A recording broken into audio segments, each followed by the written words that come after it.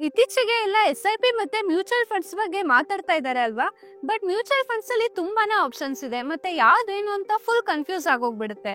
But choose ಮಾಡಕ್ಕೂ ಮುಂಚೆ ಆ ಟರ್ಮ್ಸ್ ಬಗ್ಗೆ ತಿಳ್ಕೊಳ್ಳೋದು ಬಹಳ important. HDFC multi cap fund direct growth. ಇದರಲ್ಲಿ HDFC ಮ್ಯೂಚುವಲ್ ಫಂಡ್ ಅನ್ನೋದು ಒಂದು AMC ಅಂದ್ರೆ ಅಸೆಟ್ ಮ್ಯಾನೇಜ್ಮೆಂಟ್ ಕಂಪನಿ. ಇದು ಮ್ಯೂಚುವಲ್ ಫಂಡ್ ಸ್ಕೀಮ್ ಇನ್ವೆಸ್ಟ್ಮೆಂಟ್ಸ್ ನ ಮ್ಯಾನೇಜ್ ಮಾಡುವಂತ ಕಂಪನಿ. ಇಂಡಿಯಾದಲ್ಲಿ ಆಲ್ಮೋಸ್ಟ್ ಒಂದು 46 AMC ಗಳಿದಾವೆ, like Axis, ICICI, LIC, Prudential etcetera. Next multi cap fund ಅಂದ್ರೆ ಲಾರ್ಜ್ ಕ್ಯಾಪ್, ಮಿಡ್ ಕ್ಯಾಪ್ ಮತ್ತೆ ಸ್ಮಾಲ್ ಕ್ಯಾಪ್ ಸ್ಟಾಕ್ ಗಳಲ್ಲಿ ಇನ್ವೆಸ್ಟ್ ಮಾಡ್ತಾರೆ. ರೆಗ್ಯುಲೇಟರ್ ಆದಂತ SEBI ಪ್ರತಿ ಕ್ಯಾಟಗರಿಗೂ ಅಟ್ಲೀಸ್ಟ್ 25% ಇನ್ವೆಸ್ಟ್ ಮಾಡುತ್ತೆ. ಇದನ್ನ ಡೈವರ್ಸಿಫಿಕೇಶನ್ ಅಂತ ಅಂತಾರೆ. ಆಮೇಲೆ ಡೈರೆಕ್ಟ್ ಗ್ರೋತ್. ಇದರಲ್ಲಿ ಡೈರೆಕ್ಟ್ ಪ್ಲಾನ್ ಅಂದ್ರೆ ಯಾವುದೇ ಮಿಡಲ್ ಮ್ಯಾನ್ ಇರಲ್ಲ, ನೀವು ಮತ್ತೆ AMC ಅಷ್ಟೇ. ಸೊ ಇದರಲ್ಲಿ ಫೀಸ್ ಕೂಡ ಕಮ್ಮಿ, ಒಳ್ಳೆ ರಿಟರ್ನ್ಸ್ ಕೂಡ ಸಿಗುತ್ತೆ.